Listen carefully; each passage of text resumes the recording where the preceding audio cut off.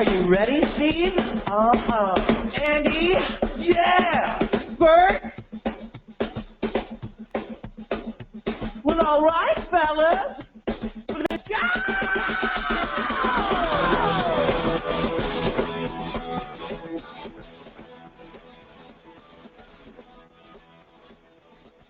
You're listening to CFRN, the Christian Financial Radio Network.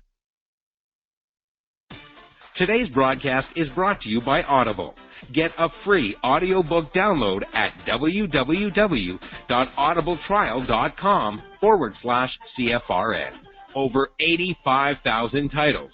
Choose from mystery, romance, religion, science, technology, business, New York Times bestsellers, even children's books. You name it, Audible has it.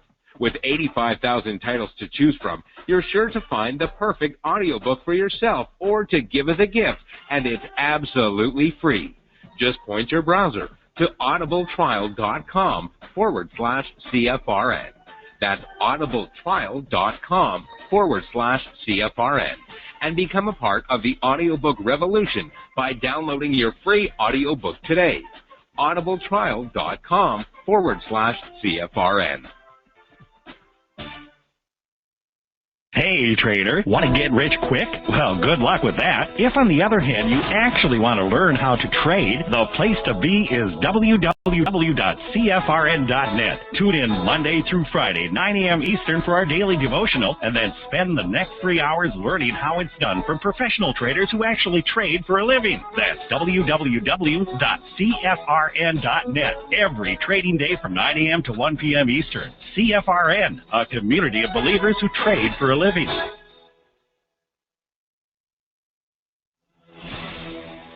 Good afternoon, traders, and welcome back to the CFRN Emini Futures Cast. This is the daily broadcast of Indeterminate Length, where we discuss all things Emini, along with some really big ideas on the finer points of trading gold, bonds, crude, sugar, the euro, and even T-bills.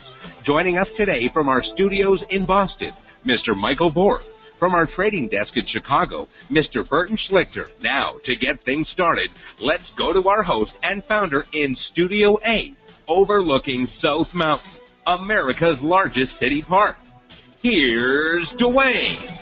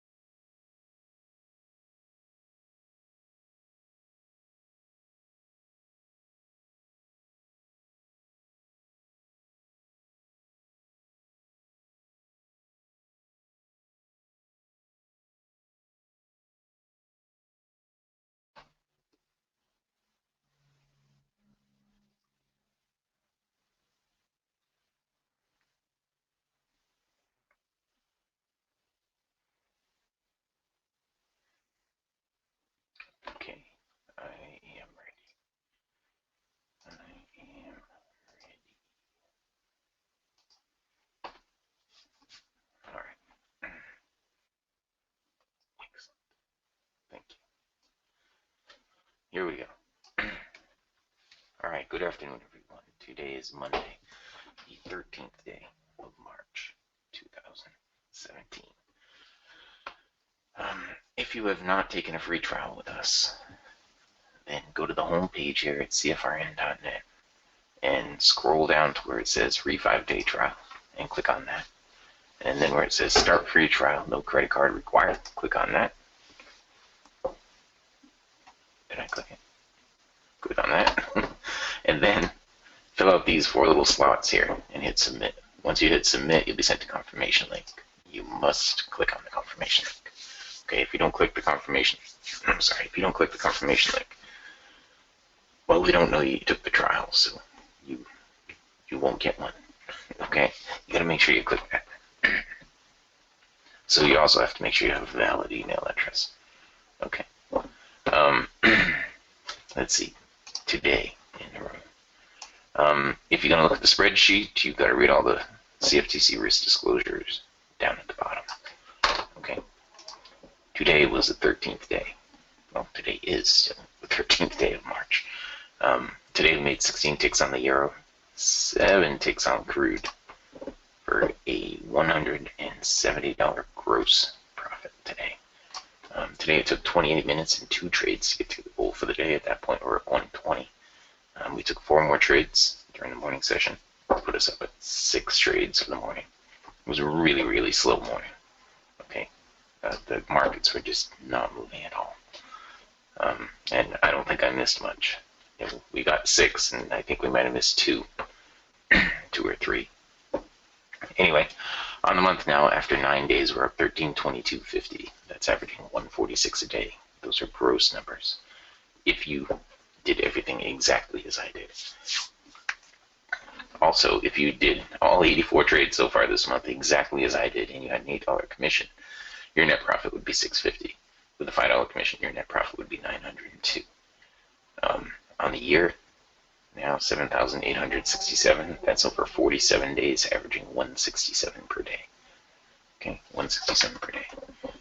But we finally had a good string of green days here after starting off really rough. We had a string of green days. That's what we want. Be consistent. Okay, so let's drop that down and we'll go over what happened. Gold. This was gold. See, when the European markets opened up, well, it actually gave back everything here in the pre-market that it had gained when the Asian markets opened up. Okay, this is the Asian markets right here, bringing it up. And this is the European markets, bringing it back down. And then the American markets get mixed in and it does nothing. We had a break-even trade here on a bounce off the BBC. That was all we had this morning on gold. You see, we had that. It put in a higher swing and then it flattened out and gave nothing.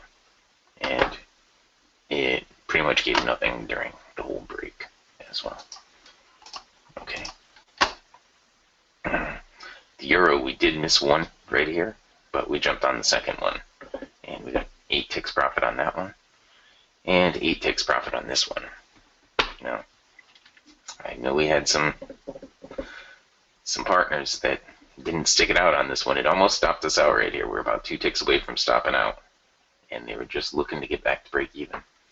And I was just looking to get a higher swing. I got another 8 ticks out of that. Put us at plus 16 on the euro. Okay, during the break, there was a bounce off the BBC right here. And that's a perfect example of a bounce off the BBC.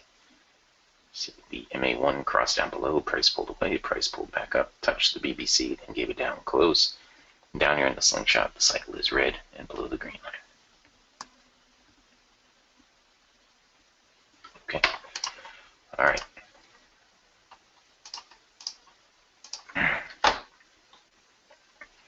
Crude oil.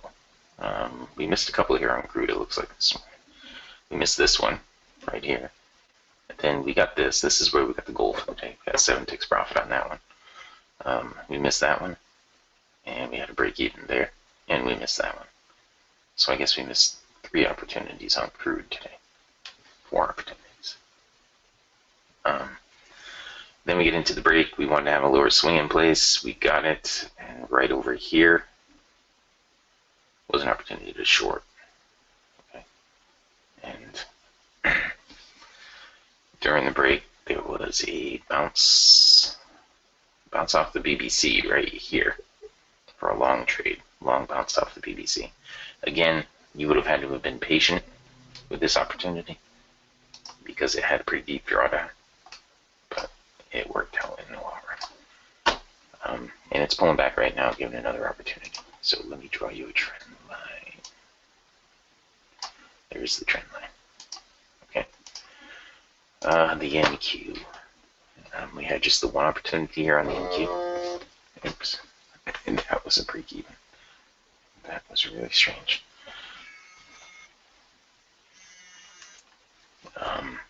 We had just the one opportunity here, and it was a break even. Now, let's scroll back and see what we missed. I guess we could have taken a long right in here, then another one right there. And a long right there.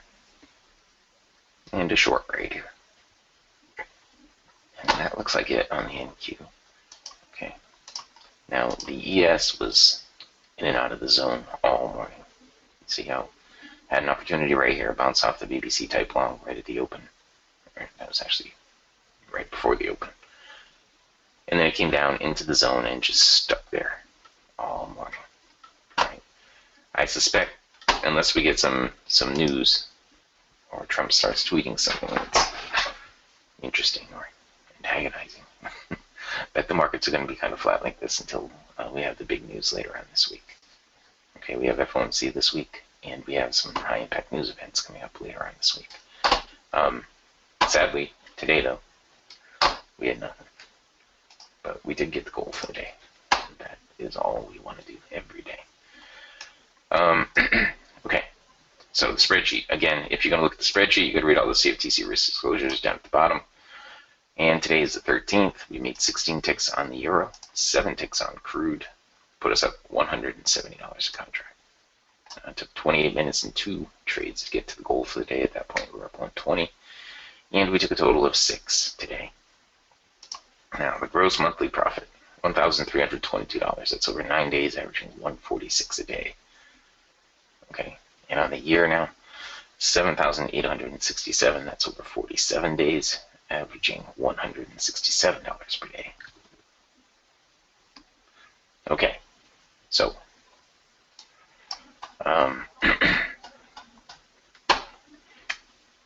that is all that. Now, if you have not taken a free trial with us, go to the homepage here at CFRN.net, homepage at CFRN.net, and scroll down to where it says free 5-day trial. Click on that. Then where it says start free trial, click on that. Then fill out this little form. When you fill out this little form, you'll be sent a link to get into the live trading room. It's a confirmation link. Hang on a second, I'll give you the link to that, okay? All right, and that is that. That's how you get the free trial. Okay, the question was, how do you get a link to the spreadsheet? Here, I'll post it in here for you. Again, if you're going to read the spreadsheet, you've got to read the CFTC risk disclosures down at the bottom. Okay? All right, and with that, I am done with my recap, and I can pass it back out to fabulous Phoenix, Arizona. Dwayne, if you are ready, you can have the trades back. Okay. And recap of the recap. Here it is. Okay. 28 minutes, 2 trades, $120 per contract. 28 minutes, 2 trades, $120 per contract. Yeah.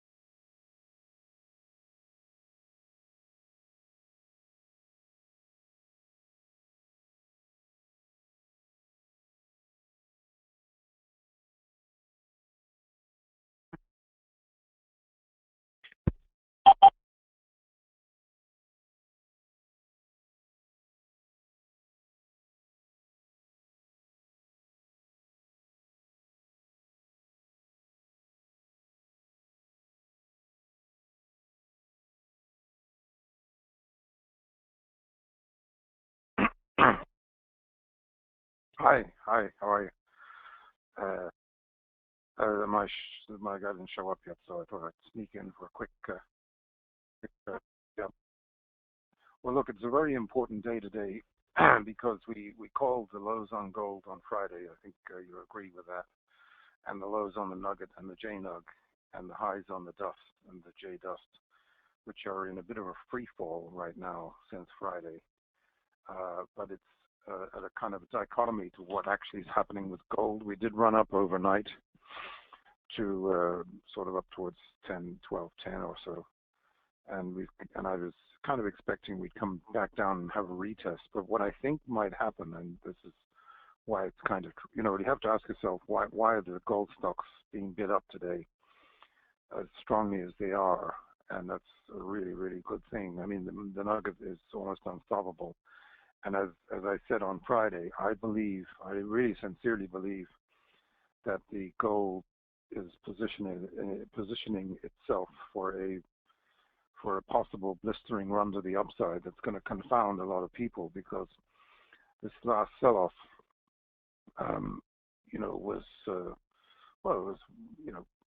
took the shine off a pretty good rally from 1124 right up to about 1250. And we came back down and we tested the 1200. The fact that we got down below it on Friday and came back up today, on Friday and today, is very positive, I believe.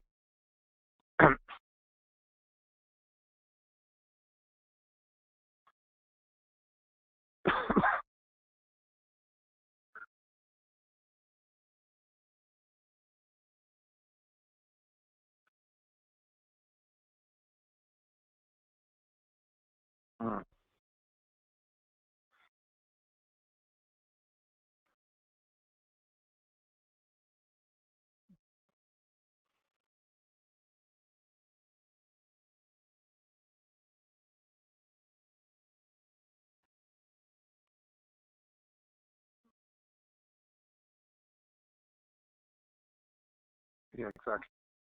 Yeah, and look at the way the nugget and the J-nug are acting. Now, and by the way, look, there's some fundamental things. First of all, there's a bit of a reason why the gold sold off a bit. As much as it did, $50 odd or $60 or so. And the silver got knocked down quite a bit, down from 17.5 down to 18.5 down to 17. So it's had a pretty good pullback, but not in the larger scheme of things. To me it looks like a pullback that is ready for the next up leg. I think the next up leg is possibly going to be very strong to potentially explosive, and I'll explain why. One of the reasons why it got knocked down was there's a talk in India. India has been buying a lot more gold recently, and the gold ran up about $1,000 when the currency crisis started there, which basically they were taking high denomination notes out of circulation to try and get all the tax dodgers and the criminals who are hoarding cash, and that created a massive spike in gold. Gold went up to about $2,800 at one point in India, and it's sort of come back to earth. And interestingly enough, there were some elections over the weekend or recently that the Modi, the governing body, the government won a landslide. So for some, in spite of the chaos that it caused, seems like the population were behind him, which is a pretty big deal. Now, as you know, the Indians adore gold and they covet it, and it's a huge deal over in India. And the word is that they may be eliminating the import tax that was imposed some years ago, which is about a 10% import tax on gold. So what that's done is it stopped the gold buying kind of cold when this became known, and that's what caused the slowdown in buying over in India. But the implications of that, whether they eliminate this tax or they don't, at some point regular buying is going to resume, and actually demand has risen about 82% in India this year, apparently. So this is a very big deal. Secondly, we've got the Dutch elections later this week. Now, if there is an upset and the right wing win and effectively creating another Brexit scenario for Holland, that could be worth $50 to $100 to the upside, because that's what happened. We had a $100 move overnight when the UK shocked the world with this Brexit vote. So that's something to keep an eye on. Then we've got the Fed in a couple of days, like Wednesday, with the rate hike. And the general idea is, look, you can never say never. It's probably a win-win for gold, whether they raise rates or not. One of the key things that happened on Friday was the dollar started turning down, and it's gotten hit. It certainly looks like it could break hard on the Fed announcement, or possibly the European development. So and look, it could be positive in a way if the Dutch vote is, pro-European. That could actually cause the euro to rally, which might also lift the gold market and would be negative for the dollar. So there's a lot of elements now. And then we've got the CPI, the PPI tomorrow. We've got the CPI on Wednesday. If these numbers, and you've got to really pay attention now. You've got to have, because it'll be in the morning. So tomorrow morning, people who are interested in gold should be literally, in position at the starting blocks to jump on this gold, because if the PPI comes out anything remotely like last month, which is 0.6% rather, inflation, which is an annualized 7.2%. Haven't seen that since the 80s, since 1979. We could be looking at a cumulative inflation coming from behind, with the Fed totally behind the curve. That will almost guarantee a rate hike on Wednesday. But even if there isn't a rate hike, it's probably going to be very bullish for probably the metals and the markets, because so one way or the other, it's kind of almost a win-win situation. If they raise rates, that is a sign the economy is getting stronger, and the markets should embrace that very strongly. And there's an old adage, generally speaking, when the second rate hike starts, the market gains can be anywhere from about 9 to 18% thereafter for the year. So there's a lot of upside still to come. And I personally believe that the way the market's acting, where it's not giving up any ground practically at all, is that we could experience a blistering rally in the last half of March, sort of into tax day. That could really be a shocker. Could just knock everybody out. And look, if the government or the Trump administration pulls something out of the hat and gets this Obamacare deal repealed and replaced with something that is good for everybody, that could actually be very bullish for the market as well. So, it's not a tax cut, but it's a better deal for everybody. So it may be interpreted, because it's going to blend in with the tax cuts.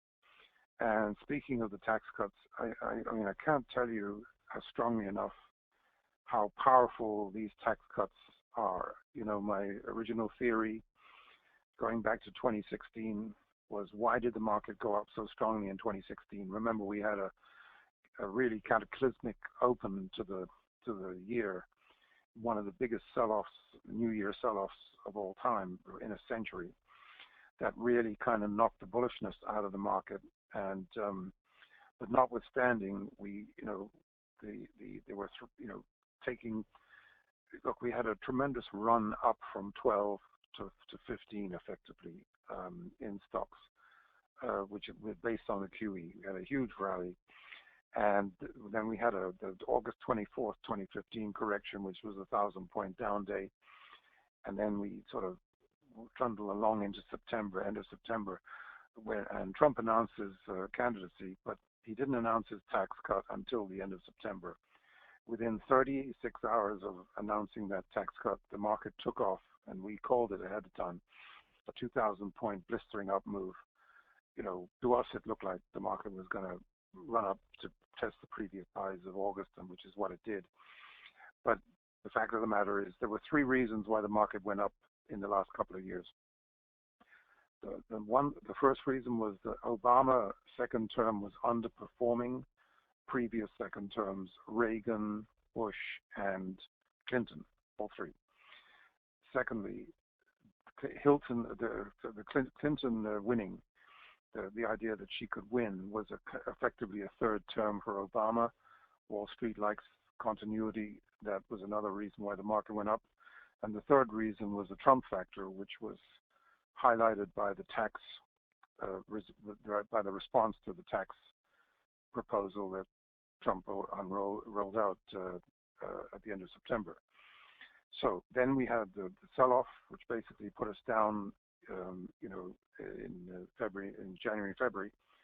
And then when Trump won New Hampshire, as you know, they say Iowa picks corn, New Hampshire picks presidents. That was a pretty good sign that Trump was going to win, and it's absolutely demonstrable. Look at the dates. The market took off, and we called it again, 2,000-point move to the upside from February 9th or 10th, I think it was, and it took off with a vengeance right into the Brexit, which was the next hiccup that put the market down. Then we had a 1,000-point rally off the Brexit. Then we had the fall correction, which was in anticipating a Trump win. When the market starts to go down from about September in an election year, it usually means the incumbent's not going to win. And that is what was proven. And you and I, the day before the election on the Friday, remember we had about 9 days down in a row. We went, you especially went very, very strongly long on that Friday. We both thought it was a good trade. And Sunday night with the FBI thing, getting Hillary off the hook, the market had the biggest opening gap in history, never happened before. That, as I said on Monday morning, that was a pretty good sign that that we were going, regardless, that we were going to have a massive rally, because as far as I was concerned, the election was the beginning of a third wave. And what people don't understand is, look, it's absolutely demonstrable. We have never, in our lifetime, this is the strongest market of all time. There's never been anything like this market. In the 60s and 70s, when we had bull markets, we never had the leadership in the advanced decline line like we've had in this era. And when the advanced decline line is going higher, it's telling you that the body of the market is the strongest sector, not necessarily the indices. What we're seeing now is the indices are catching up to the advanced decline line, and they're making multiple new highs. We have never had more than 10 indices simultaneously making new highs, such as we had up until about a week or two ago when we last hit all-time highs. This is unbelievably bullish. It's never happened in history, ever, ever, ever, ever. And it's incredibly bullish, because if we come from behind again, and look at what's going on today. Nvidia, by the way, Nvidia is on a breakout here from under 100. Looks like it's going to take its next leg up. It's had we called it up to 120. We got the correction down to the first below the 100. Had a rally up to 13, 14, back down below 100. It's had a beautiful three-wave correction, and it looks like it's set to go to probably new all-time highs now. The SMH today, the semiconductors are very, very strong. These are the leaders. To a certain extent, the pharmaceuticals have joined the race upwards. The LABU, which we've been talking about for a while, from time when it was down in the 20s, was a great buy. It's up in the 50s right now, and didn't take long for that to happen. I think it could go to 100 or even 150. We called Insight Pharmaceuticals a while ago. I mentioned it as a very, very interesting stock that could go a lot higher. It's absolutely exploded to the upside. I remember when Priceline came out with, not this time, but a couple of months ago, I think it was in November, I mentioned Priceline breaking out to the upside. Priceline making new all-time record high today. Astonishing company. Incredibly good leading economic indicator because it's obviously disposable income, travel. It's a very, very bullish indicator of the world economy. And it is soaring to all-time highs today. Facebook, which we called at 16 on this pullback of, back into the end of the year, is also making new all-time highs. I don't know about today, but it's been, knocking it out of the park. Microsoft is all the majors, Google, Amazon, Microsoft, they're all starting to turn up towards all-time highs again. So we're set for another rally, and I believe this could be the fastest, you heard it here first, this could be the fastest 1,000 point advance in history. The last two have been, the last one was 24 days. This one could be 18 days, could be less than 20 days to go up 1,000 points. After that, when we hit the 22,000, if we do, then we might be having a pullback. But I think we're going to go to 26,000 this year. We've got a pretty good shot at going to 26,000 this year later on. Now, the tax cut, because look, the Reagan tax cuts were a pretty big deal, but they're nothing like the Trump tax cut. Yeah, the Trump tax cut is the biggest deal in history, and actually, Trump. I mean, look, it would have been the best thing Trump had going for him in the election was really the tax cuts were a big feature of him winning at the end of the day. Probably even the Hillary supporters in the last minute probably said, I got to be nuts not to vote for this guy because at the end of the day, it's going to be better for me. And I can tell you they're probably dancing jigs over in Silicon Valley today because look at Apple Computer, look at it making new all-time highs. Does Tim Cook look like a dunce these days for backing Hillary? Because there's no way in the world it would have happened if he'd won. So and I said these guys sooner or later. I said this back in November or October. I said they're going to realize they put the wrong name on the check when it's going to dawn on them more and more. And oh, just one second. Sorry.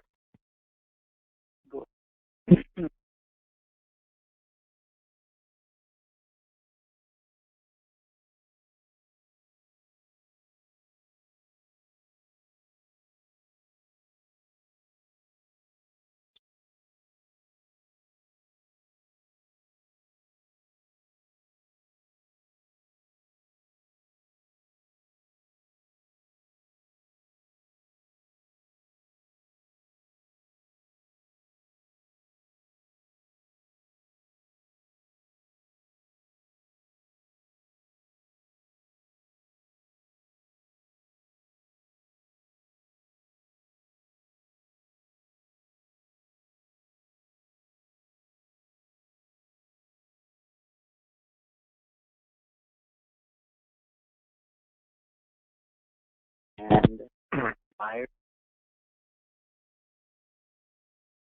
Sorry. So the tax cuts, the Trump tax cuts are just incredibly powerful. And look, as we said on the show last week, slowly but surely, he's going to win people over. And every new job that gets created is a new vote for Trump in this era.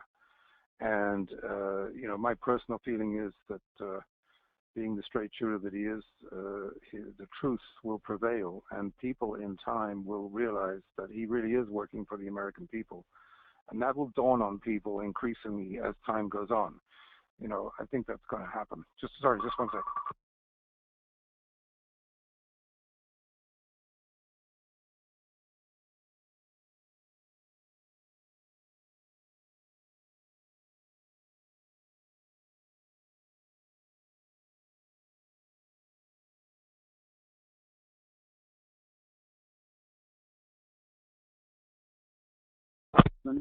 congressional budget. So look, so in the Reagan era, when they started the tax cuts, these tax cuts were, they were important, but they weren't anything like as big as what we're likely to have with Trump. And the market went up from the beginning of '86, just kept going up and up and up and up all year to the end to October. When they announced the tax cuts, the markets went into overdrive. They went into afterburners, and it was just almost a straight up a dance right into the highs of July '87. So, and I mean, the market went up about 100%, and that's something that could happen in this market because all the ducks are lined up. You've got a synchronized global recovery. You've got Europe doing what the Fed was doing for the U.S. market, and the economy is starting to pick up in Europe. The Chinese economy is recovering. You've got the Indian economy is on fire. All around the world there's unbelievable growth. By the way, Ireland is growing at about 5 or 6% right now, which is amazing. And Europe is coming back. They've seen some of the best growth numbers in 6-7 years, maybe even in 10 years. So the amount, all this stimulus by all these different Feds around the world is really, it's unprecedented, it's synchronized, and it's actually starting to have an impact on all the world markets and all the world economies. At the same time, we've got an unbelievable technology wave that is driving the economy and progress in general. That we're getting now the fastest chips of all time are coming out. Moore's law continues to along its to double its processing power every 18 months roughly.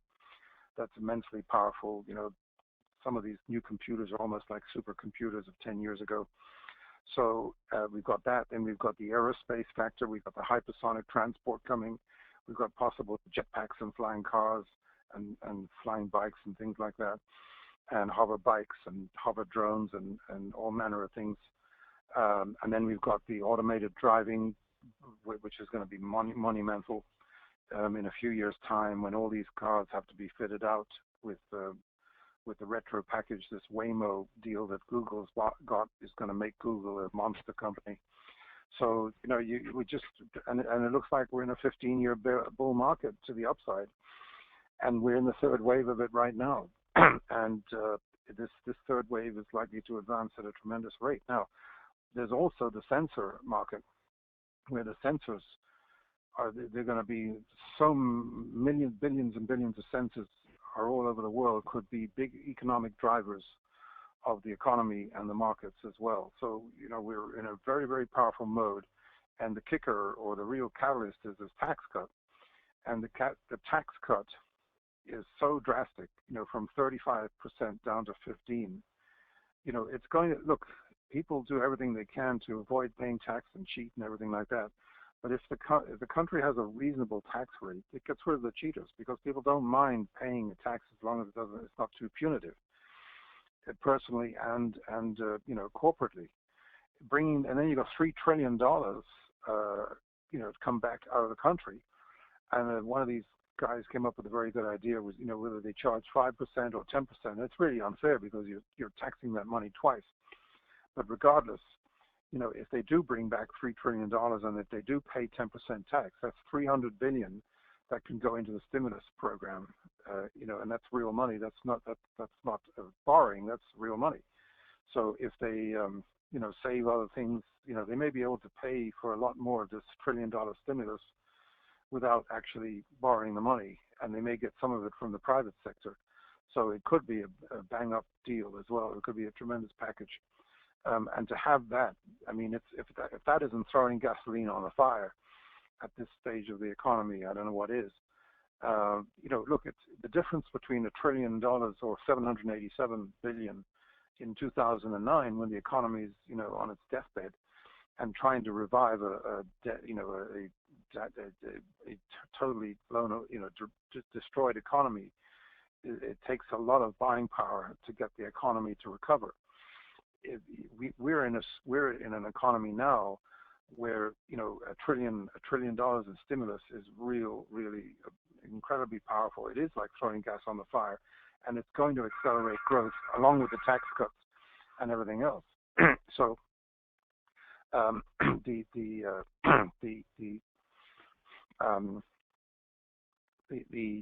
point is that the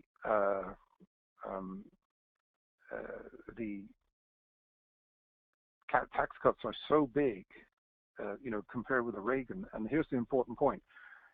If we take 21 as the PE of the Dow today, 21,000, once those tax cuts become law, they are the real deal. All of a sudden the PE is going to drop down to about 10, 11, 12, 13, something like that. So it's going to render the market from overvalued to undervalued overnight. That could be just incredible. It could have a dramatic impact on stock, because all of the multipliers and all of the things that people value stocks on, paying dividends and these sorts of things are going to be with the tax savings, the multiples are going to go through the roof on these stocks. So so there's a very real chance that we could actually accelerate to the upside in a totally dramatic way that nobody's ever seen before. And I think it's something that so you really look. It's never easy. You have to. I mean, I would be definitely looking to buy pullbacks in the next few days. Look, when the Fed comes out, the market may sell off initially if it is a rate hike. So might the gold. We might get a double bottom type of thing happen under 1,200. I don't even right now we're selling off a little bit, but we have to be ready. You have to if you see strength coming into the market, you got to hop on board, because it's probably going to be quite strong and demonstrable when it happens. But these are very powerful times, and and as I sent you that thing, the latest the 2016 CIA World Factbook, which shows all the economies of the world, and I've said this on the show numerous times in the last few months. The richest countries in the world are the ones that pay the least taxes. I mean, it's amazing. And the canary in the coal mine, the absolute proof of that is little old Ireland that we were talking about on Friday and Thursday. And I mean, listen, I was brought up in Ireland and things were bleak. I mean, 1984, between 1980 and 84, they were in the depths of a terrible depression or a recession, unemployment at 20%. And things were really, really bad. And, the IDA, Industrial Development Authority of Ireland, has sort of come out with this brilliant idea, which was conceived long before Europe, anybody else. They invented it, and they came out with it. And basically, it is a way to get corporations to come into Ireland, and they're going to offer them 10% corporate tax rate. Today, Ireland is the capital of Europe for American companies. Intel, Apple, Amazon, they're all there. Everybody's there in Ireland because they've got a very, incredibly well-educated population, one of the best educated in the world, extremely skilled workers. I mean, they've got the full package. And today, it's absolutely astonishing. The GDP per capita in Ireland, and, they only have one or two oil wells in the country, and I'm not even sure if they're producing yet. They've got their own gas right outside our house in Kinsale. Not even a few miles away, we struck one of the biggest oil wells in off the Irish coast, and also the gas. And so they've got that going for them as well. But just one sec.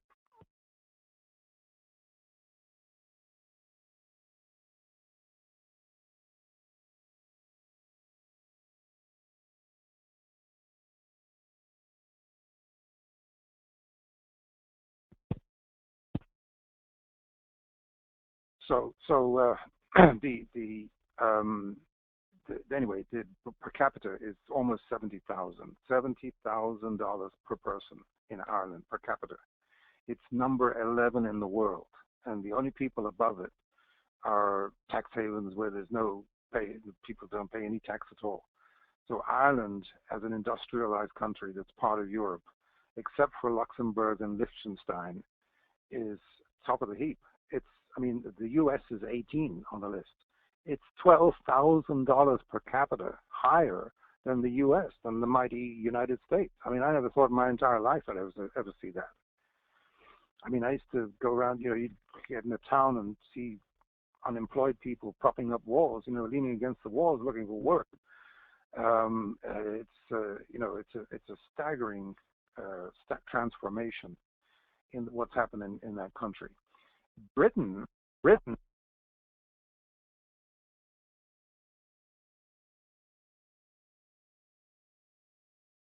No, it's not the money. No, they're going to stay. They're going to. I mean, I think they're anchored to Ireland forever, because they're just not going to uproot. They're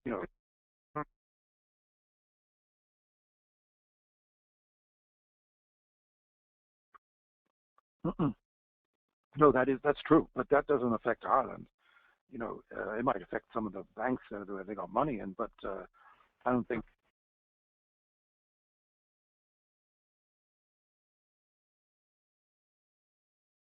No, no, and also they're high-paying jobs, because they're tech, and so it's really I mean, I was gobsmacked when I saw that number.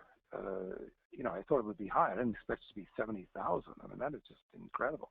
I mean, the U.S. is 58,000, and the Brits are around about 45, and the Germans, the German, economic miracle, they're way down the list. The French, and I mean, these, it's just amazing. I mean, in a way, Ireland is per capita is twice as wealthy as Germany today. Twice as wealthy per person as Germany. Is that saying something or what? They're the richest. Ireland is the richest new entrant into the European community in the last 50 years. There was the original core of Europe, France, Germany, etc. in that little group. But Ireland came in, I think, in '72. And along with Spain and Portugal, and Spain and Portugal did go, they went up a lot, but they crashed, when in 2007, along with Ireland. But Ireland has come back with a vengeance. I mean, it's come back beyond all imagination. It's just staggering. So I think what happened in Ireland. Ireland is the canary in the coal mine for what's going to happen in the United States, and it's something you can't even comprehend right now. But look, the U.S. has a way of coming back from the Depression, from World War II. You had the 50s and the 60s, and I think we've got another era like the 50s and 60s right ahead of us right now. And lowering the taxes is going to make everybody richer. It's going to raise wages. And maybe with a lower dollar, which could help, this economy could absolutely, 4 or 5% could become the norm in the U.S. growth in the next few years. It really could. So on that note, I wish everybody a great afternoon, and resume tomorrow.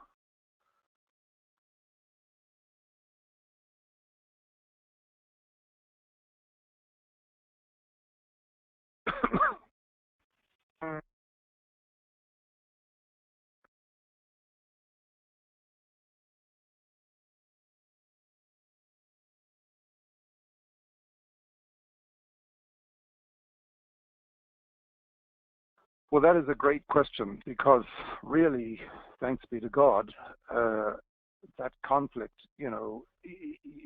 what's the craziest thing? Have you seen the elections in Ireland recently? The Catholics, the supposed IRA faction, Sinn Féin, etc., are winning. They're winning. They almost have a majority in Northern Ireland. You can't make this stuff up. And by the way, there's a lot of Irish guys who've been elected into the British Parliament because there's some law that, and even though Ireland is not part of the UK or Great Britain, that's actually happened. So there's been an incredible integration of the peoples. But the bottom line is the economic boom that has happened. And look, there's been Ireland, Northern Ireland's been a special place, a special case, because it's attracted, a number of incentives to improve the growth. Now, in the old days, when you crossed the border from Northern Ireland down to Southern Ireland, it was kind of like going from the U.S. into Mexico. You notice the difference, but it's kind of reversed now. You go from Ireland to Northern Ireland, and it almost looks worse in Northern Ireland than it does in the Republic. So it's amazing. I wouldn't say it's that dramatic. It's very similar now because they've become homogenized, the two economies. But the fact of the matter is, on one side of the border, you got people, with a GDP of $70,000 per capita, and in Northern Ireland, it's $45,000 per capita. So, all of a sudden, the idea of United Ireland ain't such a bad idea after all. It's kind of, and by the way, speaking of the Ukraine and Russia, when they took over Crimea, all of a sudden, the population of Crimea, which, by the way, they voted in favor of going to Russia in spite of all the talk about it. Why did they want to go with Russia? Because economically, overnight, all their pensions and their monetary value was raised, substantially by 50 or 100%. In other words, their wealth increased overnight the day that Russia took over Crimea. So it's not exactly what you read in the papers necessarily, and there's a number of instances like that around the world. I mean, when you're trying to influence voting and all that. Remember when the U.S. tried to get Gaza to be a democracy, and they end up voting Hamas into power. It's kind of backfired. But at the end of the day, economics rules, and here's the point. The thing that really made Ireland unite in terms of eliminating the violence was they both became part of Europe. In other words, Northern Ireland and Southern Ireland both became part of Europe. So it was sort of like the U.S. It's like going from Georgia to Florida. It's pretty much the same, to be honest with you.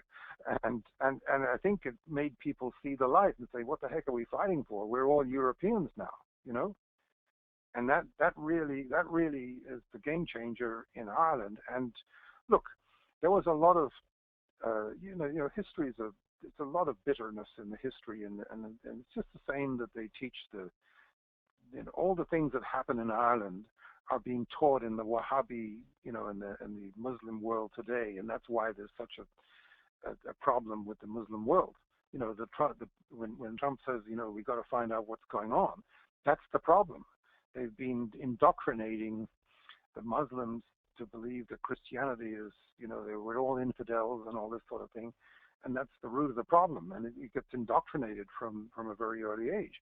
And ISIS is the indoctrination of that on steroids, and in the most evil way possible. Where they've taken these young kids and they're brainwashing them to do all kinds of horrible things.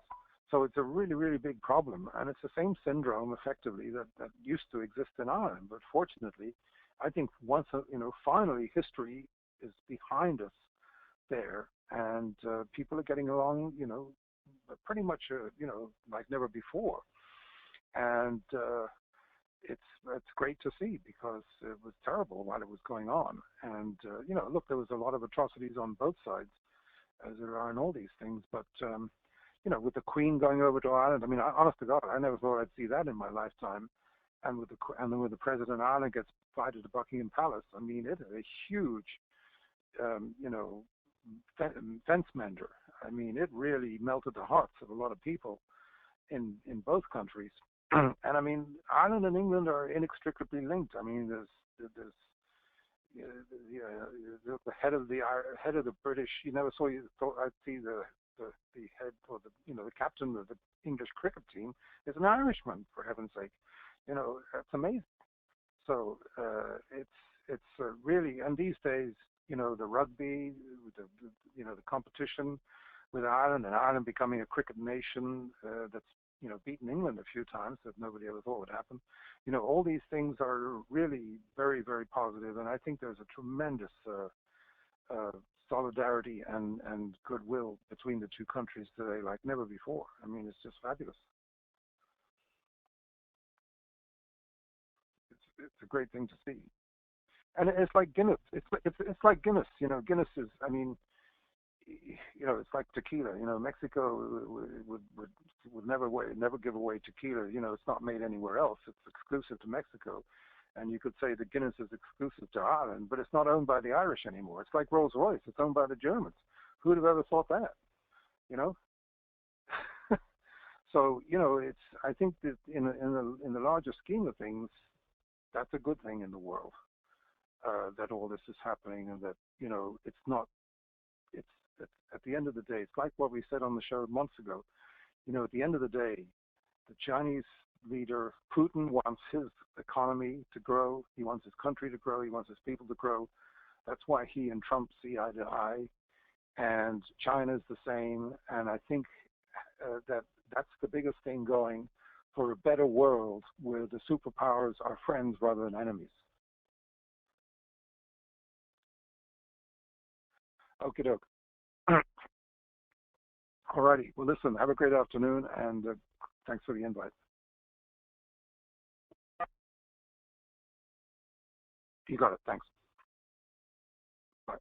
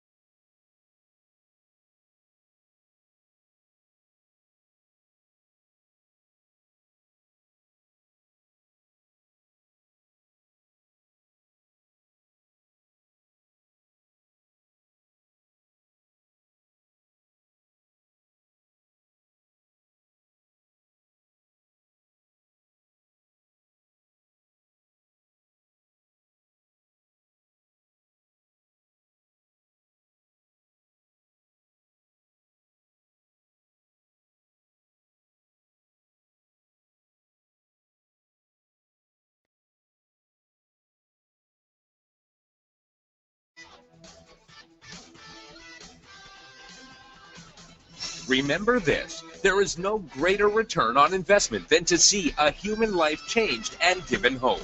As always, pray hard and trade safe. Any financial information discussed on this show is simply the opinion of our host, Dwayne Reeves, his co-hosts, and guests. To learn more about trading Emini Futures or to take a 1-week free trial in our live trading room, call 1-866-928-3310. 866-928-3310. Information discussed on this radio program should not be construed as a recommendation to buy or sell any security. Always do your own due diligence and consult with a licensed securities broker or financial planner before making any investment decision.